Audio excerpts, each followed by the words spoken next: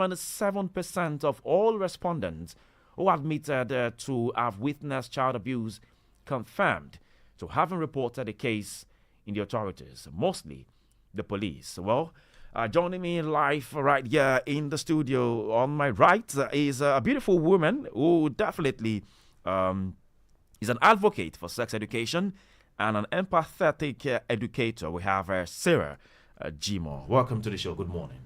Morning, thank you. All right, we also have a regular, I would say, is a regular of the show right here on Spotlight, is an education and technology consultant, Dr. Adironke Kujori. Doctor, good morning, welcome to the show. Good to see you again. It's always good to see you. Thanks for having me. Oh, no, I said it's good to see you again. Good to see you because I know this voice.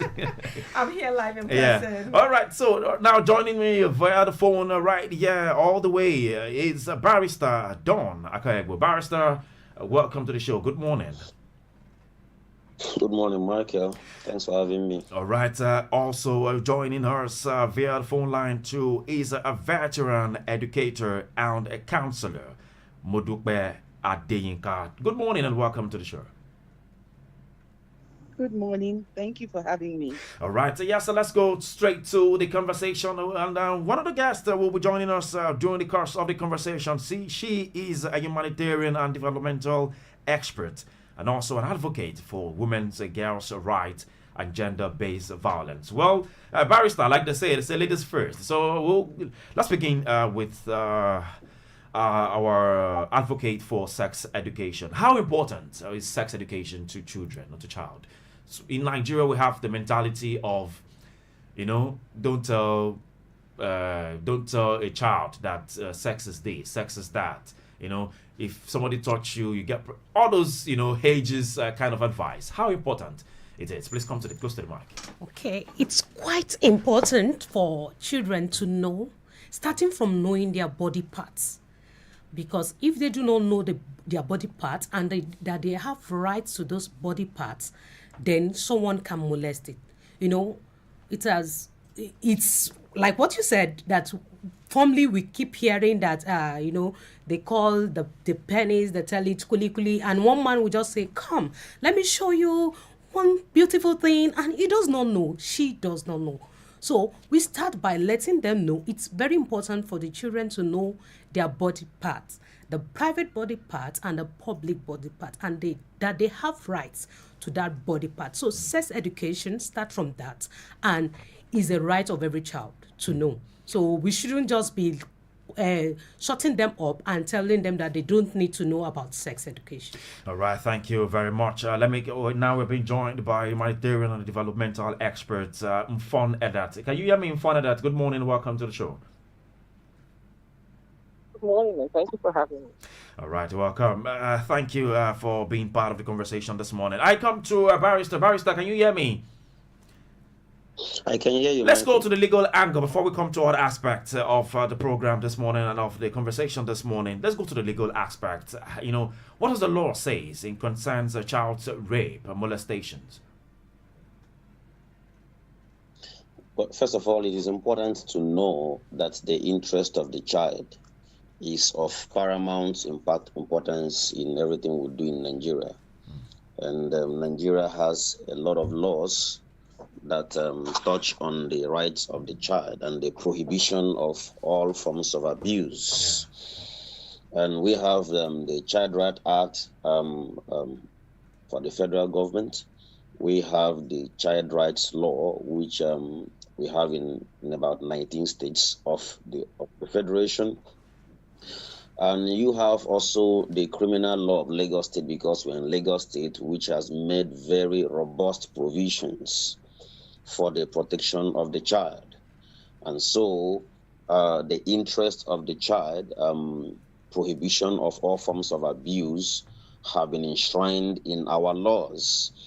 And it is important for those who are in custody of children, who take care of children educators, to know that there are sufficient number of laws that back what they do. Okay, we're trying to break down on all of this laws for child molestation, child abuse, and all, because sometimes a lot of people go through this and then they can't even speak out. Children, I mean, go through all of this and they can't speak out, and then you see how down, how devastated they are. Take us through all of those processes. So what they should do, how they should go about it, and what the law says to the men out there who go about molesting children, pedophiles, I call them sometimes. What do you say about this? Well, you see, those who are in custody of children or children educators, they know more, or they know a little about child rights law and child rights act. Okay. But there is a very important piece of legislation which is very powerful, and a lot of people are not aware that under Chapter 16 of Lagos State Criminal Law now, Okay. All right. not talking about Child Rights Act, Okay. that the children advocacy normally make mention of. I'm talking about the criminal law of Lagos State. Under Chapter 16 of the said law, you have what we call offenses against morality. Because we're talking about child abuse here. We're talking about rape Yes. and other forms of abuse. The criminal law of Lagos State has criminalized quite a number of things, beginning from indecent treatment of a child, like the other person made mention of children knowing the private and the public parts of their body. We have Section 135 in that law prohibiting all forms of indecent treatment of a child. 137 prohibits defilement of a child. Okay? But when we come to household, and I have householders, any householder that permits the defilement of a child in his premises. Say, for instance, somebody owns a house, and there's any form of child abuse or defilement of a child that is going on in that compound. It is not only the perpetrator that is liable or culpable under the law, but even the owner of that premises is culpable under the law and should be charged and prosecuted. Beating up a minor, is that also an offense, a jailable offense? Well, beating up a minor is. Take for example, maybe a 4 year. We saw a report where a man was arrested for beating and injuring a 4-year-old child in Ekiti State. Oh, thank you for adding injuring. There is a regulation that regulates excessive abrasive use of punishment. Our culture, our law recognizes our cultures, even from the Bible. A child should be caned, but it must be moderated. If you injure a child in the course of punishing the child, it becomes an offense. But it is not offense in Nigeria to moderately cane a child for correction. We need to know that. To beat a child for the purposes of correction, or to cane a child moderately for the purposes of correction, is allowed under our laws. But to excessively punish or beat a child to the point of injuring the child, like you said, is a criminal offense, is an abuse of a child in Nigeria. Dr. Leronkedi, you want to add to that? What do you think? Because some people will say, well, this is our culture. You have visited the four walls, the shores of outside the country, and sometimes in other sane environments, they say, well, you don't even beat up a child. You don't even raise, if you do, they report to the police, 911 or whatever it is. But yeah, this culture we're developing, you see a man, putting different form of injury on child. How do you address such cases, such people? So it's funny because in Nigeria, our problem is not that we don't have the laws. We have the laws, and the laws cover everything. You would be surprised to find out that even emotional abuse is against the law in Nigeria. Emotional abuse, because it's classified under things like torture, or I think there's some excessive. So emotional abuse for kids or for adults? For kids, yes. Okay, because It's for adults, part of- that's breakfast, like they call It's it. breakfast. Yeah, no, it's all under the Child Act law. I believe it's either Section 11 or Section 4 that talks about, torture and things like that. So we have the laws that really cover every form of abuse, right? So when you compare our laws in Nigeria to our laws either in America and in other countries, we're on par. There's nothing that is not covered. Our problem is there's no enforcement of the law across the board. And obviously for cultural reasons, there's that hush-hush, or there are situations where, there's, community stigma. If I tell, then everybody's going to be looking at me badly, or, from a cultural perspective, we keep quiet. So I think, and we don't even have reporting mechanisms. Even in the US, when you think about sexual abuse and things like that, it's difficult for victims to report, even in the US where the law stands behind them. Wow. And then you come to somewhere like Nigeria. Why is that like that? Why Because didn't you report? because of how it's a violation to a human body, right? And so there's not just the physical thing that happens, there's also the emotional side of things. And so it's difficult for, the victim. But in Nigeria, it's even more difficult because you can't guarantee that if you go to the police station, that they will actually be there to listen to you. The policeman can laugh, like, ha ha ha, why are you here? Really, is that all that happened to you? And that's typical in our culture. So I think our problem is not that we don't have the laws. The laws cover every form of abuse. The problem is that we don't have ways to ensure that people are able to report it, get the help that they need.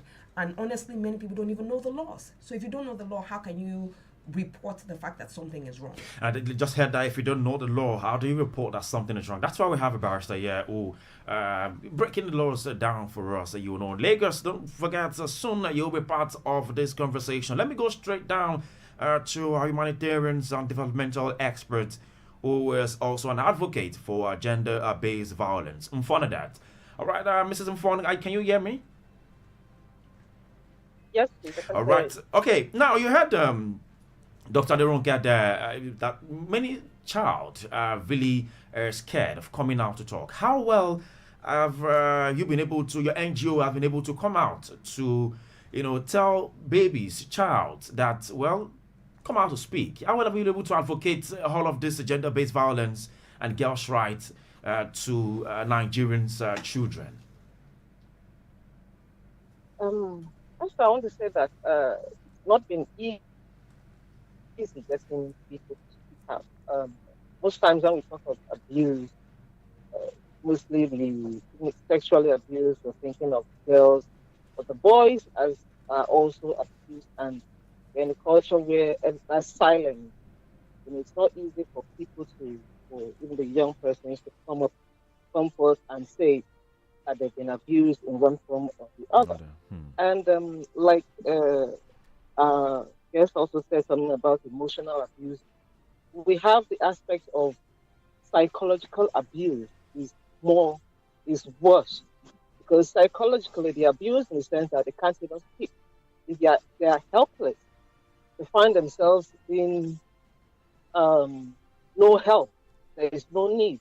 And yes, the laws are there, but implementation of those laws. How many people have we seen that have been crucified or locked up or something that has that have abused? We've not really seen the law taking effect. Really attacking and no one has been really convicted of any form of abuse that we've seen. And if this has been done, probably it should have helped people to come out, young persons to come out to say, oh yes, I've been abused, fully of that. That person will be convicted. But most of them always go free. And unfortunately, most of the abuse is done in the family, in the community, where they don't want it to especially the family. I've had conversation with ladies who will say, my uncle, my big brother, my dad, and I can't imagine what's going on. True. And so most of the families don't just want it to come out because they want to look good to society. And so with that child is abused emotionally, psychologically.